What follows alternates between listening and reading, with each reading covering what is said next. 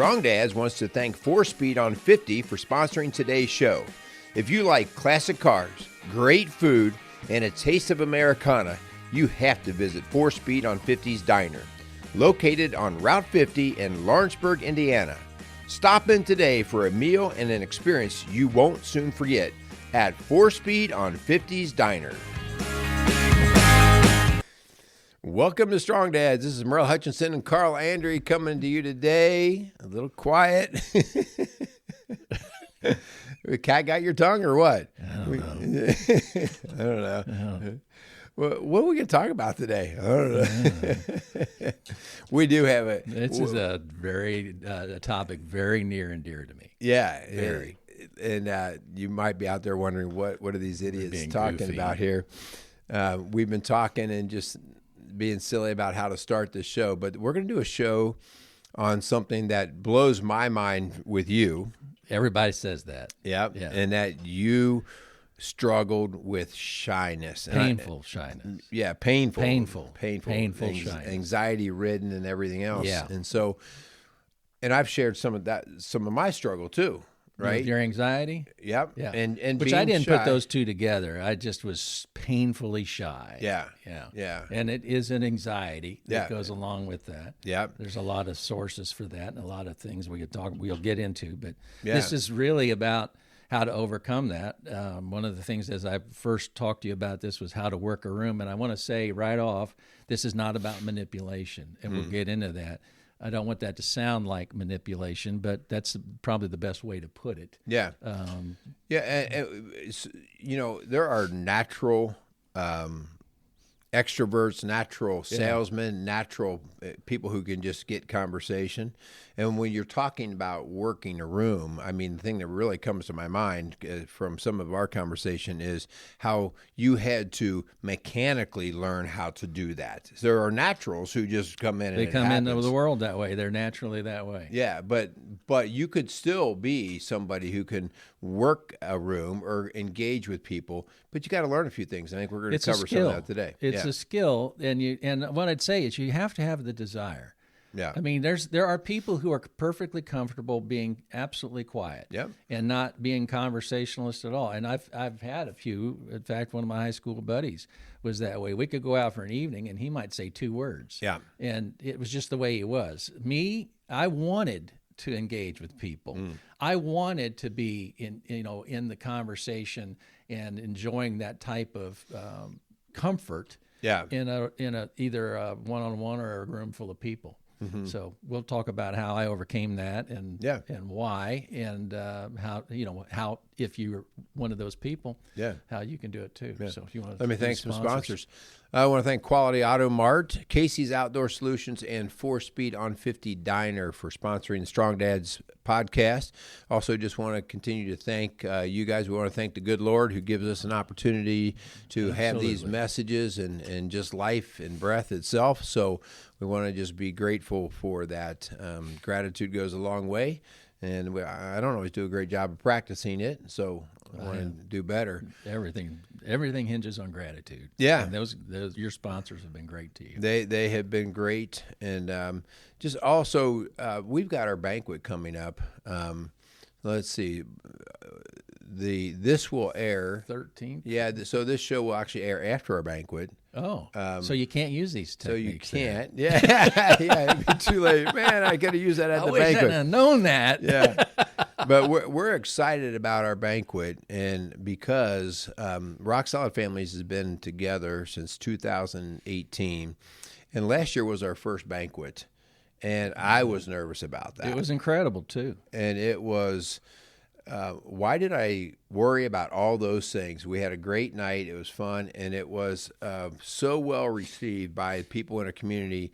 You never know how you're going to be received, or whether people like what you're doing or like you or whatever. And the fact that the number of people that came out and supported the mission of Rock Solid Families was just a huge blessing. And so this year, we've got, it's actually planned to be a little bit bigger. I can believe that. I'll tell you, the biggest problem we had, we dallied. We sponsored a table. Yeah. And we dallied around a little bit. We got busy with other things. Finding somebody hasn't already planned. Oh, that was... It's like, we're going to have to go out of state to get somebody. You know? That's part of the problem. They all start inviting their friends, and then if you sponsor a table, your friends have already been invited. There are so a lot of like, people that we know, even on peripheral, that they've already got plans to be there. So you're going to have another rocking event. Yeah, it's going to be a good event, and I think it speaks. I don't say this enough. We actually live in a great area. We really do. It's got its downfalls and its pits, okay? But when you look at our community, demographics, they care about good things for family and kids and marriages. Again, no perfect at all, but just there's a core to this that makes this small little community come alive. And you're in a great spot. There's just not a lot of resources out there. And on top of that, you're both great at what you do. Well, thank you. So thank you. That's a big factor. All right. So, which on that note, I don't know if this is appropriate or not. People can donate. They don't have to come to the banquet. I don't know if you have a mechanism for Rock Solid Families that do this I don't pump it as hard on Strong Dads. We do on Rock Solid Families podcast a little bit. But yeah, like if you guys like what you hear and you know what we do in terms of the coaching and stuff. If you've been helped. But I don't think people always realize we never turn people away for money reasons. Yeah. And so if you come in and you're like, I need some help, but I can't afford to do this. We'll do an honest check. What we found is you can't give just free stuff away because people treat it like it's free. And they skip appointments and everything else. Right. And so that's kind of the human nature of a lot of us. Skin in the game. Yeah. And so we'll say, well, what can we afford? And if they can only afford X dollars, we have been, that's why we do these banquets. We have underwriters that come in and help make up the difference to pay for the bills and the staff and everything else. And so, so if you're interested in just supporting the mission that we have here, you can go to rocksolidfamilies.org. Over on the right-hand side, there's a little menu button there. Just click on that, and there is a donate button. You can click on that, and it will gladly take your money. Highly recommend it. It's a great investment in your community. Yeah, by investing in them. Yeah. All right. So. There are, Carl, I know you're going to get into a lot of this, but I will tell you, I run into a lot of this with the men I'm working with. Men are predominantly, it tends to be a male issue. Yeah. Tends to be, and that may be that I'm more familiar with men. Yeah. Women seem to be natural chatterbox, or women, I mean, I don't know if that's the right term to use, but they tend to be the social arm in a marriage. They tend to be the social connection. Yep. Because they naturally do these. Words tend to come easier. Their verbal part of their brain just seems to be more enhanced or developed, and so the words come easier. And so, guys can have few words, and a lot of times they don't feel comfortable. Like, is this going to come out of my mouth okay? Yeah, you're and let's say, when you're, people think, well, it's a form of humility to be shy or to be quiet. But inside your head, at least for me, there's you call it a silent struggle. Yeah. Mine was more like a scream at different times. You're so wrapped up. Really what it is self-centeredness. It's not humility. It's actually an absorption with self-absorption. And let me make sure I understand. Sure. You're centered on yourself because you're afraid you're going to look stupid, or the words aren't going to come out right, or something like that. You don't know what to say. Yeah. Okay. You're nervous about awkward moments. I'll back up, and I don't want to get too far out in the weeds on this, but for me, there was things that happened in our household that drove me to isolate. Away from my family. I felt like the odd person out, and I thought what was happening in our house was my fault. I didn't understand what had happened. So I had an old station wagon a neighbor had given me that I always wanted to take up the engine apart on. I was a very young boy, and it was out behind our garage, and I would sit there. I would isolate in that place. So I had a message that there was something wrong with me. So it took a long time to accept that I had, I went to therapy and things as I got to be an adult, that I had PTSD, and I still don't really completely buy that. So I brought trauma.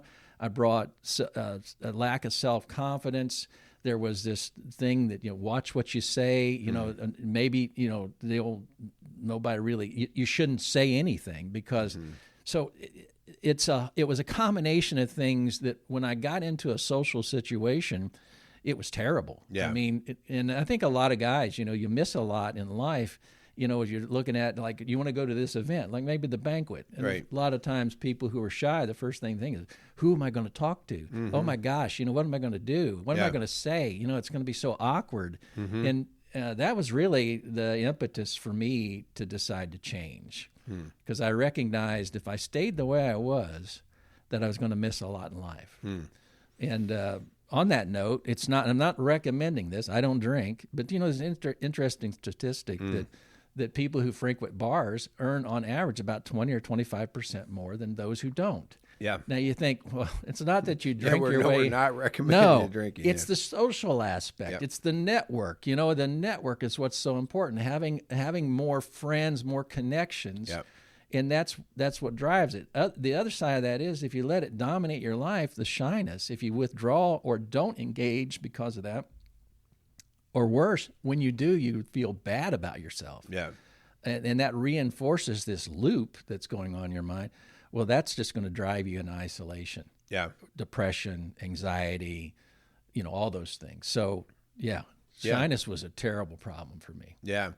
Well, you talked about the loop. It's like any sort of phobia. The more you stay away from it, the harder it is to get in. And so the next thing you know, you are in your 30s or 40s, and certain things start to pass you by, right? Right. That opportunity to get that job or to meet that girl or whatever, you go, well, that passed. There were plenty of girls that I never. You've actually talked about. You used to see girls, and you'd pick the hottest looking girl, and you had the courage to go there and talk with him. Actually, I was a coward. Yeah. Now I say that because, and it's what we're going to, and this is going to, people like you said, they have a hard time seeing me as ever being shy. Because you know me now. When I came out of it, it was like I had just won the lottery. Yeah. Once I understood and started to develop the tools and the techniques and got away from understanding how to get out of shyness, I went the other way. But what I figured out was if I went back, disco was big back then. I can see you in bell bottoms. Oh, yeah. That's a keep going. Anyway, my mom said, if you don't learn anything else in life, Carl, learn how to dance, because my dad couldn't dance. So I reckoned, even as shy as I was, that was another tool that I needed in the toolbox. I needed to, and if you're really shy, you're really self-conscious. Again, it's self-absorption. If there's anything about this, it's what the Bible talks about is you must die to self. Mm-hmm. And I'm going to say this. I want to make this clear. This is a ministry of sorts for me. I don't think I've ever parsed it that way to you. Yeah, no. But how I look at it, if I want to caution, you can take this and use it and abuse it. It really can. I'll say there are people in churches, certain people in churches that go there because of a large congregation, and they're looking to play. That's a manipulation. They're looking to work the room in that respect. So when I blossomed, if you will, I'd walk in the room and I'd say, I'm going to pick out the best looking girl in the joint. Yeah.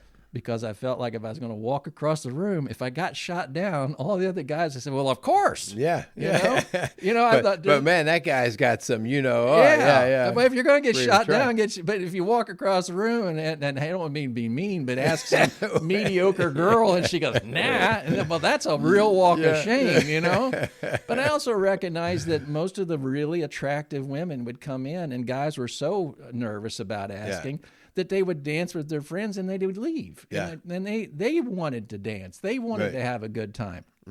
So it was actually a coping mechanism that I rationalized that if I'm gonna fail in a way that at least everybody would expect. Fall up. Yeah. Right? Instead of falling down. Yeah.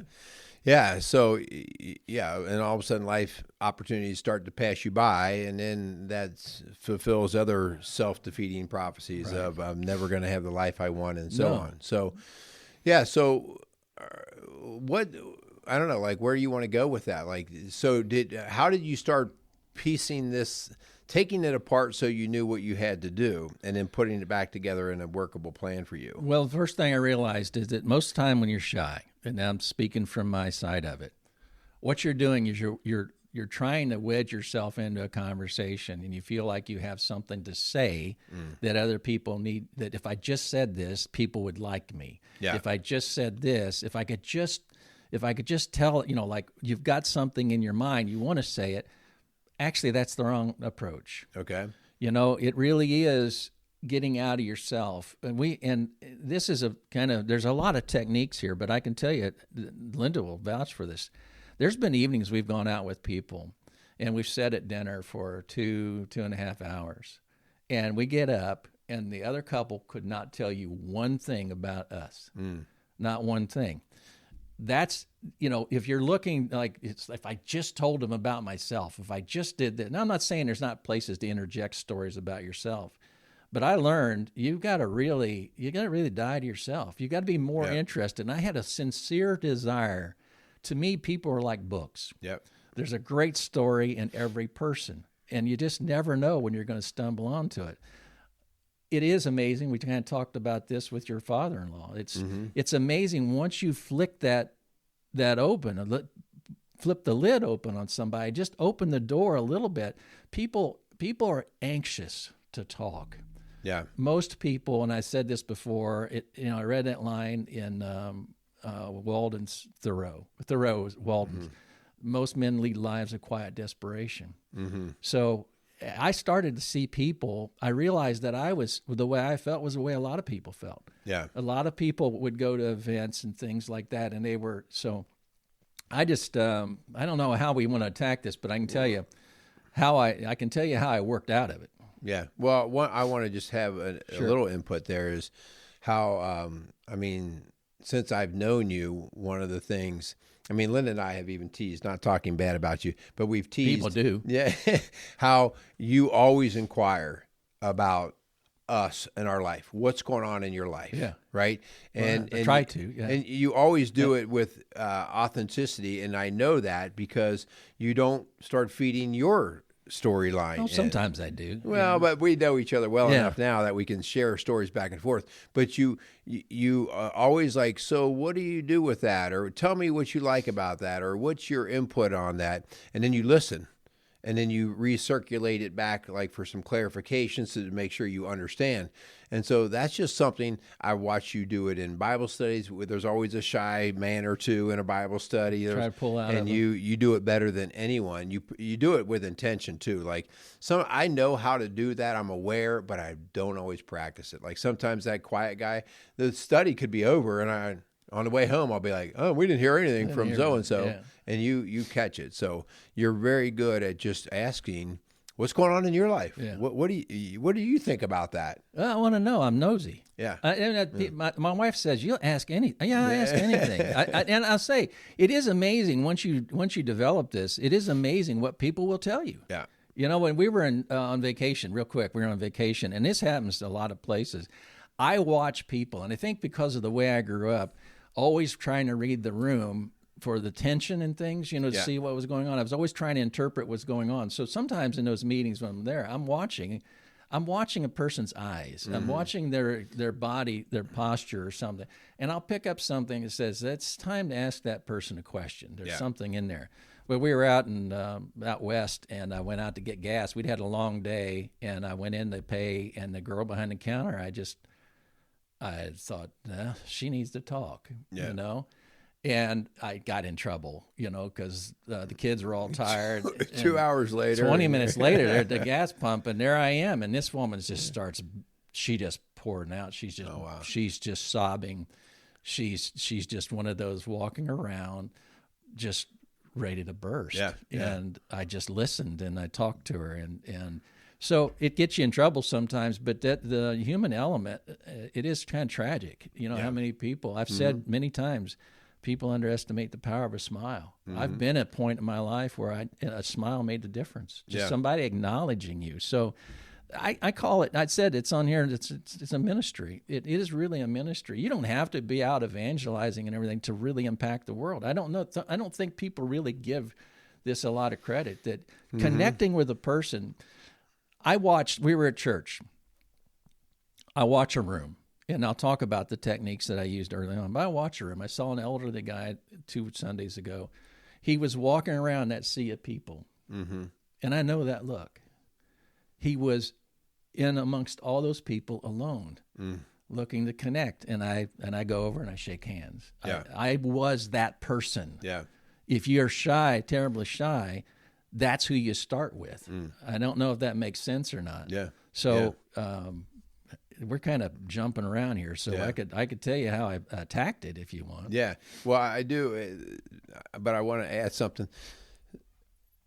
When you are in a group of people and there's a lot of social interaction, does that charge your batteries or does that drain your batteries?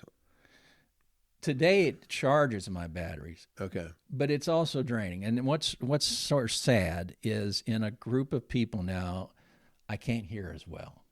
Yeah. So I hear you. Yeah. The background chatter with my age and everything, it's really tough. So I find myself really having to pay attention, really having to work, and that can be tiring and frustrating. Yeah. Because there's nothing worse than hearing about half of a conversation. And you don't want to say, like, that sounds great. And they just said their uncle died. It's like whatever it is. So that's a new aspect that I'm wondering how, probably hearing aids or something, but I've heard people talk about and they talk about the loss of hearing and how it's tied to dementia because you can't engage. Yeah. There's something really healthy about this social engagement we have, the ability to communicate. Yeah. That when it's not there, you can decline very quickly. Yeah. So this isn't just about how to work a room. It's about health. It's about longevity. you know. So, well, I mentioned that because I think a shy person, so, you had it built up in you that you wanted to talk. You had something to say. There are other people. I thought I did. I wanted, let me say, I don't know that I had anything to say, but I felt in order to be liked, I needed to say. Yeah. And impress or get their attention or something. Yeah. And there's other people that feel like they might be required to talk. Yeah. Like people are going to ask me about my job, but I have to tell them. And I think sometimes that's exhausting. Yeah. When you really don't want to do it, right? And so I've been in that position before. Yeah. Where, I do a lot of talking and listening for a living, and there are just times where I don't want. I spent my career teaching and in counseling, full. And I go out to a social place. Like Linda can go all the time, anytime to social places, and it builds her. There's not most Friday nights, I'll say, "What do we got?" And if she says nothing, I go, yes. And so, and I feel kind of guilty. Like, what do you mean? You just reject people? No, it's not that. I just, sometimes I don't want to talk anymore. Yeah. So that's a little different. But I have been in plenty of social places when I'm at our Bible studies, when I'm in our small groups, when I'm at a party of some sort. My battery does charge. Like that's when I stumble into something, especially if somebody's doing something I've never heard of, I'm all ears. Yeah. I mean, the questions fly, kind of thing. And I don't want to overburden somebody, but I find when you're excited about what somebody else does, that really excites them. So many people walk around. One of the questions I have is about what you do. Whatever it is, you tell me what you do. What about that is that the average person doesn't understand is difficult because all of us look at things and we kind of take it for granted. And a good example of that, sort of, is a guy that I worked with at Cincinnati Microwave. He was in a wheelchair. He was paralyzed, and he had an accident, killed his friend, and broke his back. And I said, Doug, what is it about being in a wheelchair that the average person doesn't understand as far as difficulties and things? What is it that we would never think? He says, the grain in a carpet. And I was like, what? He said, yeah, you get in a long hallway, there's a grain to the carpet. So the chair... it's like that's never even occurred to me. No, so that started a whole conversation. I didn't even. So you just those kinds of questions. Yeah. And I will say we can jump ahead. I developed a series of questions over my life. Yeah. Some are goofy, some are thought-provoking, some are extremely personal. But I've found, and that's one of the things I wrote down here, you can say almost anything to anybody almost any time as long as you're smiling. Yeah. You know? It's like, you're a really goofy, whatever, it's like, and then look at somebody. But it is. I am. Yeah. But to be authentic, to look at somebody and say, and another one of the things I say is, I probably shouldn't ask this, so forgive me ahead of time. Yeah. And so I preface it that way, and I'll walk right into something deeply personal. And it's really. Do you have some of your sample questions? Yeah, some of them are really goofy. One is I formulated this off of fear factor. If I gave you a 5-gallon bucket of fresh elephant dung and a spoon, and for $1 million, would you eat it? The whole thing? So No. A bite? The the whole thing. thing. 5-gallon bucket for $1 million of that fresh elephant dung. Oh my gosh! Like right here, I'd have to say no. But if I had to think about it long enough and look at my bills, It is interesting. And what happened was I watched Fear Factor. And there's a chance of winning $50,000, and I was watching what these people were doing on national television, and how it was just humiliating. Yeah, Do you have no personal dignity? Yeah. And I thought to myself, what would people be willing to do? It says something about it. So what I've found, and I haven't written down, it's an interesting conversation starter, because you find people go, oh no. About 70%, How much? 60% will say, well, how long? Yeah. How long do I have? How many bites? I don't know if I can eat that much. Well, and at a certain period of time. Then there's questions like, well, what did the elephant eat? Me? I don't care. It came out of the fun factory of life. It's like, I don't care if you ate prime rib. It's still poo. It's poo. But it's interesting to hear when you start talking to people about what they value. Yeah.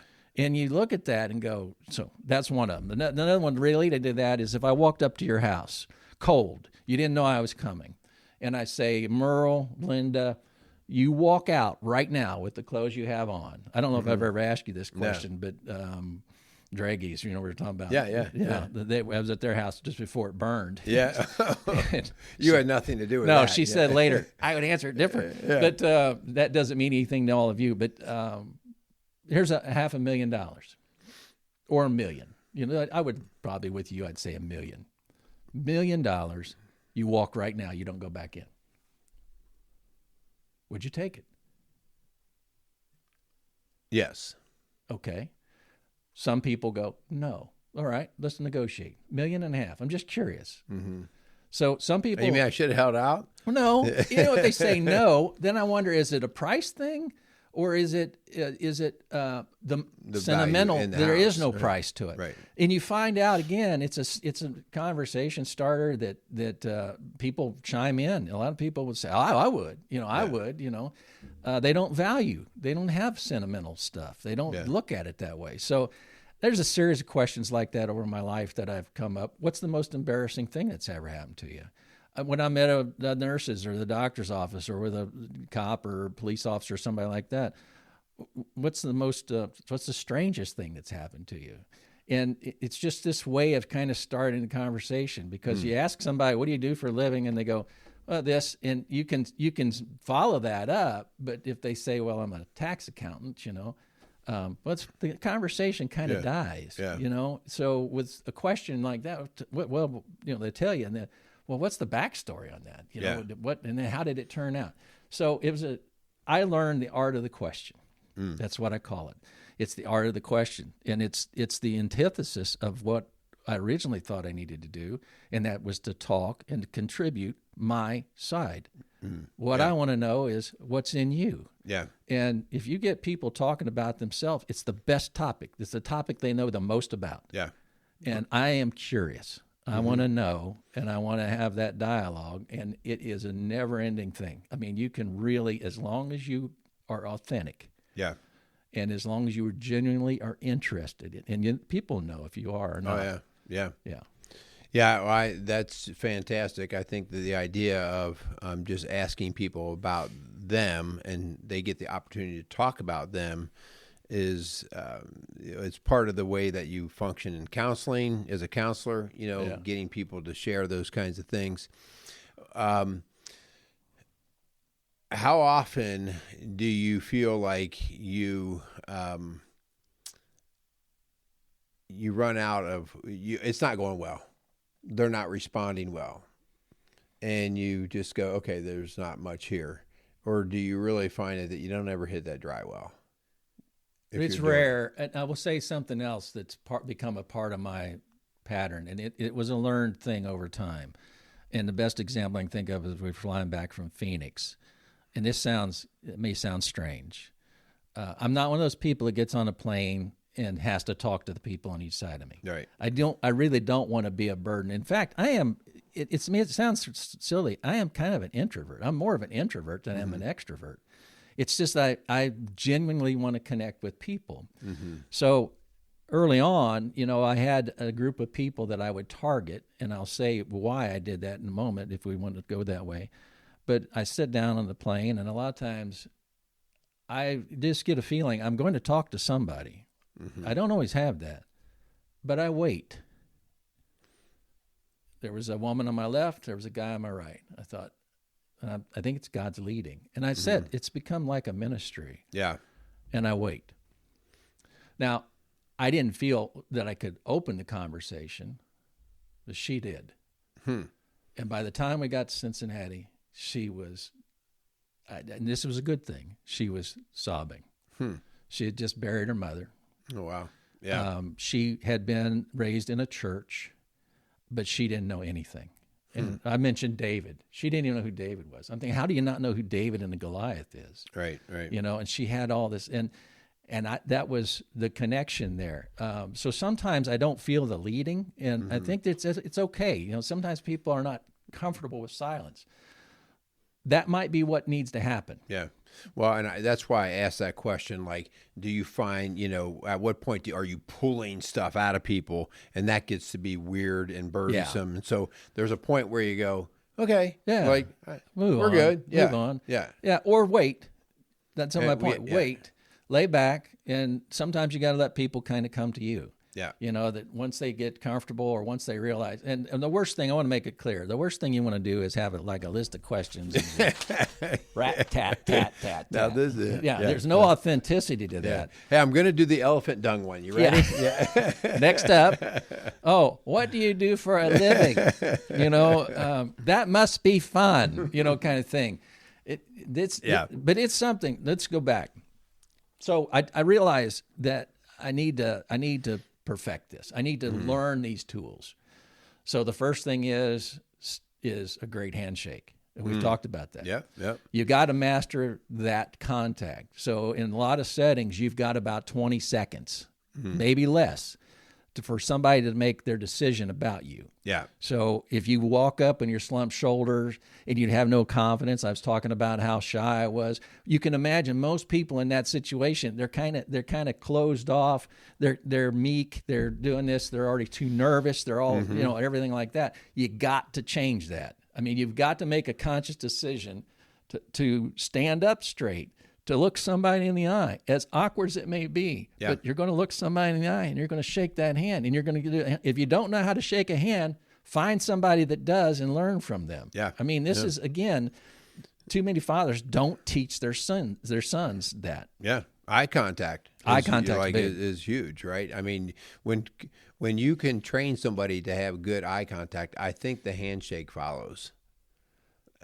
Because it's a connection already. It's a connection. And there's strength that comes into the hand. Right. If I can't make eye contact with you, I'm going to give you a limp hand. Right. Right. And so I've always talked about, that with my own kids, that we've done the handshake thing, but it's quit looking at the floor. Yeah. I need this connection right here. Yeah. So you need that connection, and it may be wrong or right. There's a certain amount of sizing up a man does with another man. Yep. So you are either going to be down, and there's going to be that posture. There's even in your eyes. So it's important, and it may take all that you have. Yeah. You may be one of those people that just talks to the table when you talk to answer somebody, And again, you got to have a sincere desire not to be the way you are. Shyness is something that you can overcome. Shyness is something that is a set of tools. And for me, I was not naturally. I remember thinking in school, though, there was a valedictorian, and Dad would say, "Why aren't you more like him?" And I used to think that you just had it. You just had it. I didn't understand studying. I really didn't till I got out of school, and then I became an ace. It was just really weird. But, you think that this just happens. No, there are, like studying, there are tools or techniques. There's a pattern. There's a discipline. We accept this in so many areas of our lives. If you set out to be a profession, you've got to learn. This is another thing that you can learn. Yeah. So you talked about some different things to do. I think it is important that, especially early on, you go ahead and be okay with this becoming a mechanical process. Yeah, and you're going to fail. Yeah, and to have a script, not that you read, so to speak, but to have your one or two questions. It's okay, right? I mean, because these are the things you're going to get comfortable with. You're going to kind of know how they're going to flow out of your mouth. And then through comfort, you will get unlimited approaches to people. Right. But, when I first started teaching, I was nervous about being in front of a class. Yeah.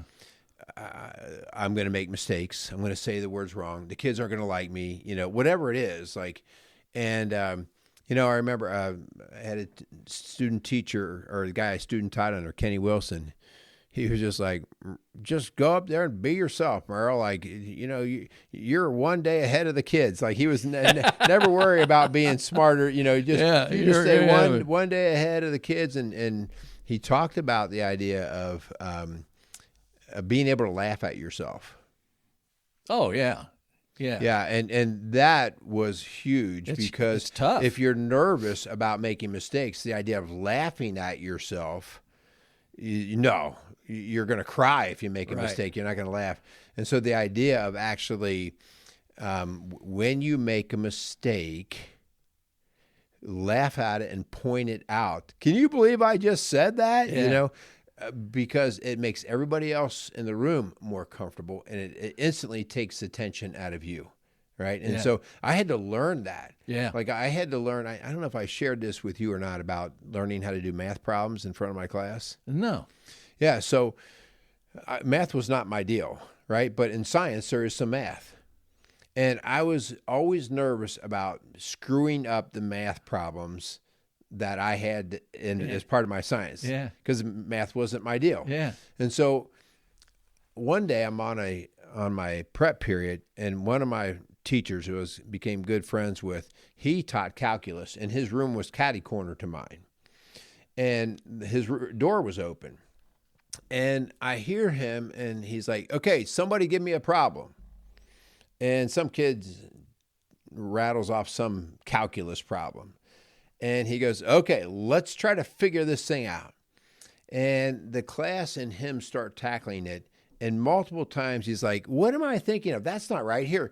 And he's admitting his mistakes, and he's doing this real time in front of the kids. How is he able to and do that? I'm like having a panic attack for him. Man, how because unprofessional. I know the answer all the way through, like 3 days in advance, because I don't want to look like an idiot. Right.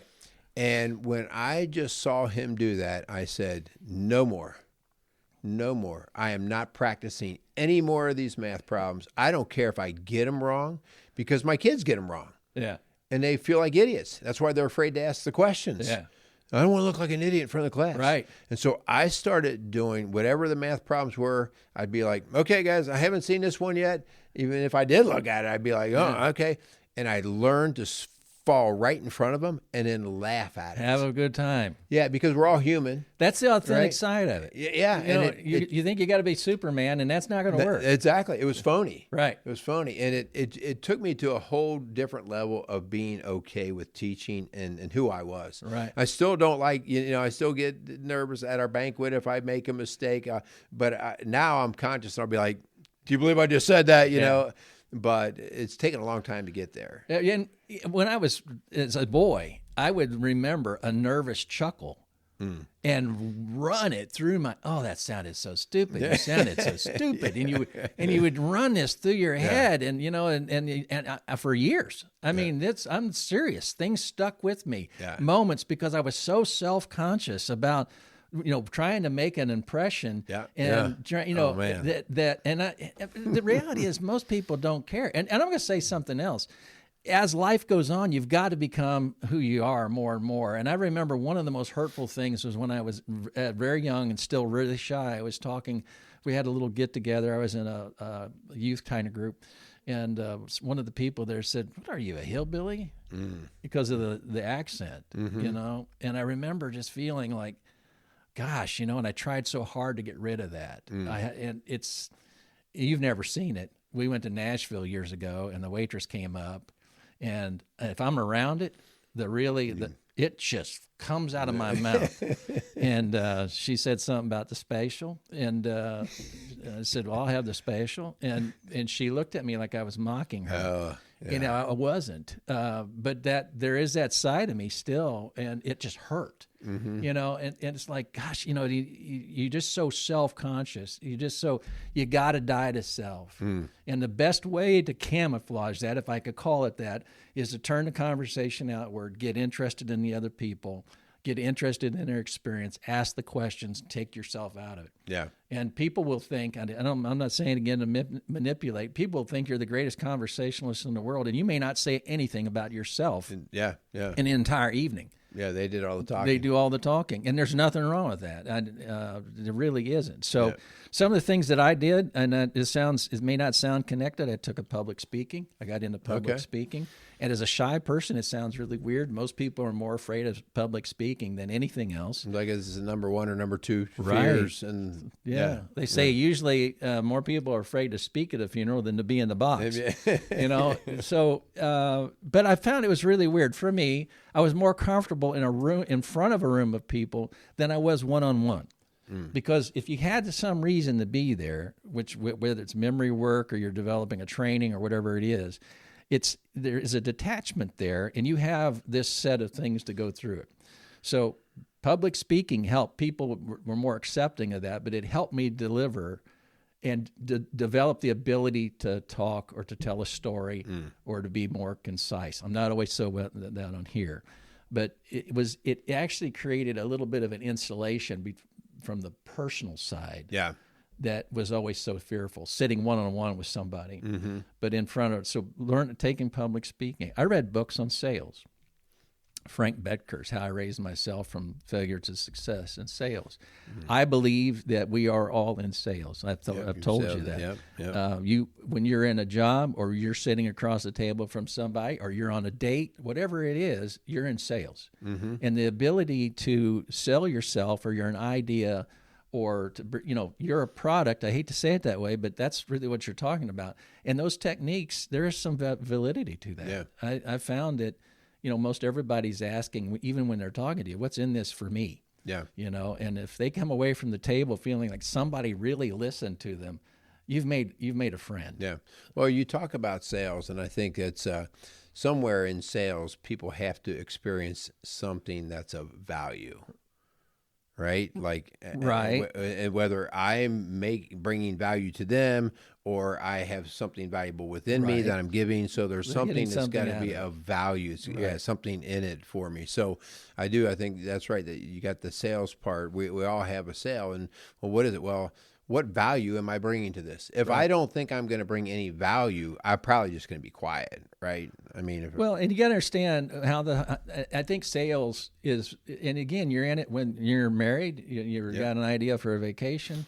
The ability to speak in terms that the other person can appreciate, that resonates with that person, that's a gift. Yeah. That is what sales is about. Marketing is about that.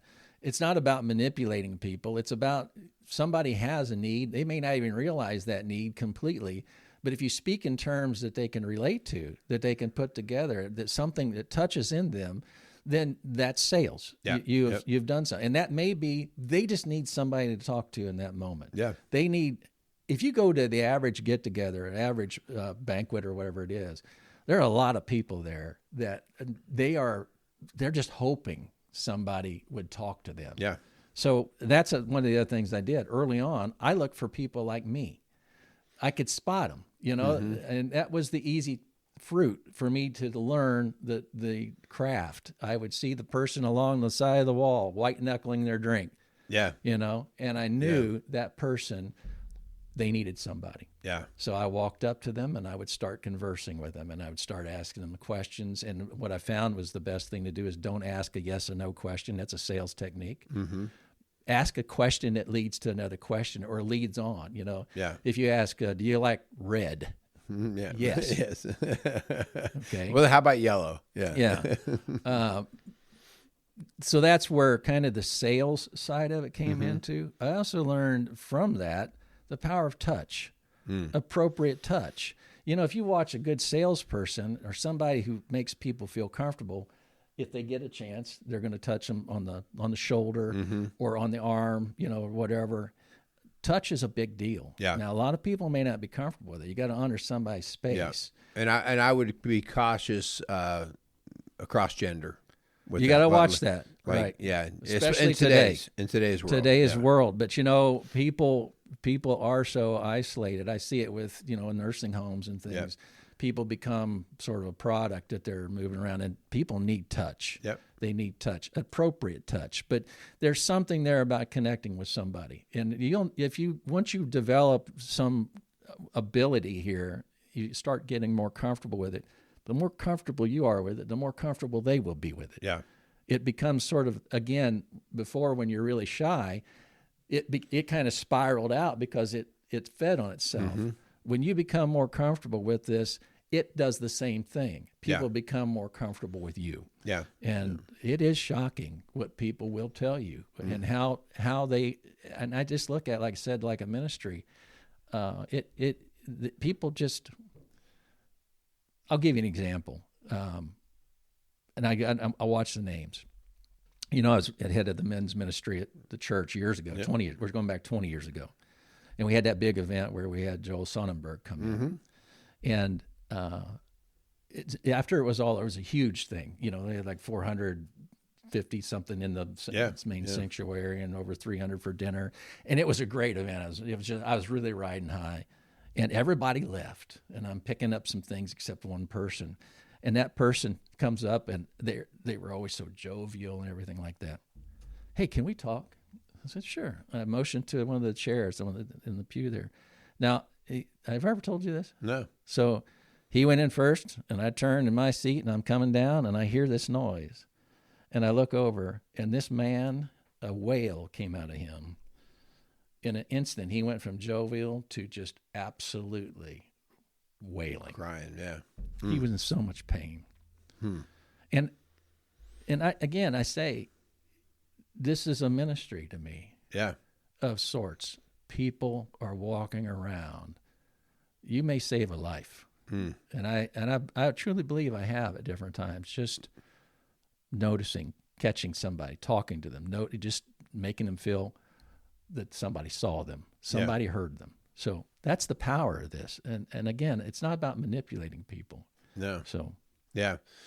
Carl, I would just appreciate you sharing part of your walk through that and really overcoming it. And I don't know if you have any more on there that you wanted to touch on. I didn't want to No, I think that's cut things short. We could go on. I would say the one thing I did have on here, which goes along with the thing, I believe you should read widely. At least have a source where you get the day's news. It's just helpful. I can probably, this sounds arrogant, but I can probably talk on about any topic, at least some part of it. I'm going to have I rarely run into somebody that drops something out that I go, I don't know anything about that. Yeah. So it helps having a broad base of knowledge as far as different things. I'm naturally a curious person, but at least stay up on current events. Yeah, and not to share what you know, but to be able to take in the conversation and be engaged with it. Ask questions. Right? Yeah. If you're instantly telling them everything you know about it, you become the know-it-all. But which is then more about you than them. And so I think it is important. I like to know a lot about, a mile wide, inch deep on a lot of different topics. Because of that reason, I want to make a comment about small talk. And this goes out to a lot of men, more so than women. I hear this phrase occasionally. I don't do small talk. And I've really come to realize, shame on you. Small talk is where you get in. That's where you start. Small talk is where you break ice, where you actually can let somebody know that you're paying attention. It's where it all starts. You can't, with very few people, especially men, can you go deep fast. Okay? You know, the only place I've seen that happen consistently is like the checkout line in Kroger. Yeah. People who don't think they'll ever see you again. Yeah. And you have a brief encounter, and I open up that thing, I'll yeah. Yeah. Yeah. That has happened so many times. But in a situation like you're talking about, people kind of close off and they think, no, I don't do small talk. Yeah. You're just flagging that you just want to disconnect from the world, really. Yeah. Yeah. And so I think it's important, small talk, and entertain it, and then it's up to you whether you want to take it deeper or not, but it's actually where you show people that you do care. And you talked before about I read the room and I read people. And that's part of what my job is too. Like small talk is, I'm not paying attention so much about the weather you're talking about. I'm paying attention to your eyes, your energy, you're leaning forward, you're out, because then I can work off of that. Man, you wore out today, aren't you? Yeah. And the next thing you know, you're down I'm wore out. I mean, do you know what's going on in my life? We're not doing small talk now. No, not small talk. Yeah. But on that note, two things that came to mind while you're saying that. When you're talking to somebody, let's say that you met somebody at the table, or you're sitting and standing in the room, maybe you've been to the buffet or whatever it is, and you've met somebody that just started this small talk. Right. Give them your attention. Right. Give them your attention, because as you start to do this, and I did this, you may be looking like, well, them over there, like what's going on over there. Or can I want to talk to them. Everybody wants to be in the in crowd. Yeah. That's dangerous. You've got somebody you're talking with. There may be a point to disengage, but while you're talking to them, again, you're talking about eye contact when you first meet them. Yep. Keep that. Yep. Keep them special in your crosshairs. Keep them. That's your point. Don't be looking left and right. Who are they doing that? What's going on over there? Because what you're saying now to that person is you're not significant. You're insignificant. I really don't care what you're talking about, or I'm more interested in what they're doing over there. You have a responsibility in this. I'm an encourager. I think you know that. So I look for that. That's another part of this. It's not false or anything like that, but if I get something about somebody and I see that there's a special quality, I like to encourage that. Even if I've just met them, it's like, wow, that's pretty amazing. You must have really worked hard or whatever it is. Yeah. I want to jump that conversation a little bit out of the shyness. What you just shared is critical in a marriage. The number of times that a couple will talk and not communicate is incredible. What I mean by that is your wife comes home and you say, hey, honey, how are you? Or how was your day? And she continues to hang up her coat, walk around, put her purse up. Do that. And I might be doing the dishes over there, and there's no eye contact. And I will tell you, there's no real communication. I remember early on in our marriage, Linda's a very busy person. She likes a lot of things. She feels the need to get a lot done, right? And I came in and I said, hey, babe, how are you? And she looked at me a little bit and she was talking, okay? And I was paying attention. And then she said, how are you? And I started talking and she started doing the dishes. And I stopped. I just got quiet. And she just kept doing the dishes. She didn't notice. And I said, stop right now. Stop. I said, do you really want to know how I am or not? Just doing the courtesy kind of thing. Yeah. And again, it was just one of those things. It wasn't pre-planned or anything. But the point being is you got to do this in your own home. Yeah. Working the crowd is one thing. How about doing it in your own home? That's and that's one of them I've got written down. And I'm going to tell you, you've got the wrong motives. Let me say this. You've got the wrong motives if you go out into a crowd and the people there get better treatment, more attention, more conversation, more interest than you give to you. There was, I think I mentioned on one of these podcasts that the book The Flying Boy. And my dad was guilty of that.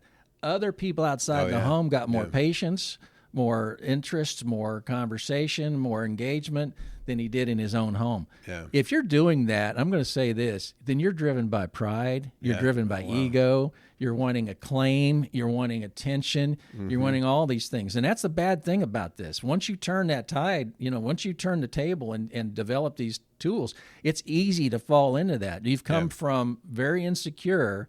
Now you become and I did this. I actually used it for the wrong purposes, especially when it came to women. I'll be blunt about it. So now you got to watch that from that standpoint. But if you are doing what you just said, if people outside of your family are getting the benefit of these things better, well, then what you're saying is you're more concerned about yourself ultimately. Yeah. That point right there, man. I hope that drives home. That just means so much. Yeah. Because really, a lot of this shyness stuff, you can practice it in your own home, right? You can learn to work the home. Well, but probably the heart of the questions is harder with somebody you see every day. Yeah. To really engage, because I can tell you, and Linda will tell you, I can be guilty of. When I run into somebody that's doing something new, I am in. Yeah. I mean, I am like, so you see somebody come home every day. How's your day? It's like Groundhog Day and everything like that. Yeah. And then it's harder from that standpoint, but that's where it should be. So good stuff. Hey guys, here's the bottom line. We want you to be able to be living the best life that you are designed to live, to have the opportunities in your life that that really are open to you, right? If it's that job or that relationship, and being held back by fear or pride or whatever it is that's keeping you trapped, is living only a percentage or partial part of your life. And so, we just want to encourage you. I know people who have been so paralyzed by shyness that they're alcoholics because the alcohol is the only way that they can lubricant, grease the joints, liquid courage, all those things. Which I want to say something about that real quick. Yeah, I said it on a previous podcast. One of the great things I had to realize about myself, because when I had a blackout, I was the life of the party when I was super shy. If that's what happens when you drink alcohol, if you get this natural kind of social side, it's in you. Yeah. You don't need the alcohol. Yeah. You just need the practice. You just need to just decide you're going to do it. It's not outside of you. It's still coming from this brain in here. So you've got the ability. We've all got the ability. Yeah. It's just you get too locked up around, you get too wrapped up in yourself. Yeah. And you can't flow. Yeah. So that's good. Good stuff. All right, guys, we want to wrap things up today. We want to thank, again, Quality Auto Mart, Casey's Outdoor Solutions, and 4Speed on 50 Diner. We also want to thank all of you guys. If you find that you are struggling to just make relationships and get connections and networking and that type of thing to the point where it's holding you back, you're not living the life you want. Maybe you're to a point of alcohol or depression or drugs or lost opportunities. Ask for some help. You can contact us at rocksolidfamilies.org. You can call our office at 812-576-7625. Carl, I'm going to put you out on a limb. You are not a personal coach for Rock Solid Families, but you are an incredible coach. I've watched you with so many guys. I can imagine, would you be okay if a guy ever contacted me to connect him with you? Well, actually, I didn't mention it earlier. I have a shyness boot camp. Yeah. It's 9-week. No, I don't. If I can help somebody, I'm going to tell you what you said. Life is just so much fuller. Yeah. When you have connections, when you don't isolate. How much has happened in your life simply because of the people you've connected with? Oh, yeah. How much? So this is something, if I can help somebody, I'd be more than happy to do it. Yeah. Yeah. All right. More than happy. All right, guys. Hope you enjoyed the show. Please share it, post it, enjoy it, listen to it. All right. So Thanks. Go out there and be a strong dad. Thank you. Thank you. Good deal.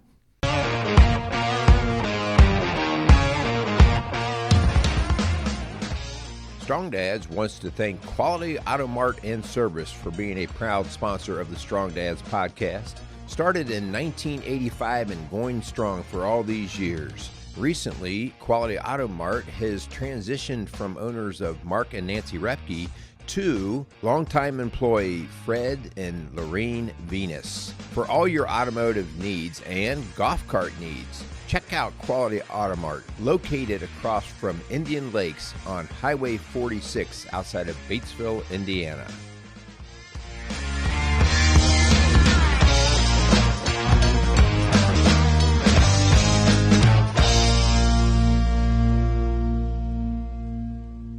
Casey's is a premier garden center and gift shop located in Lawrenceburg, Indiana.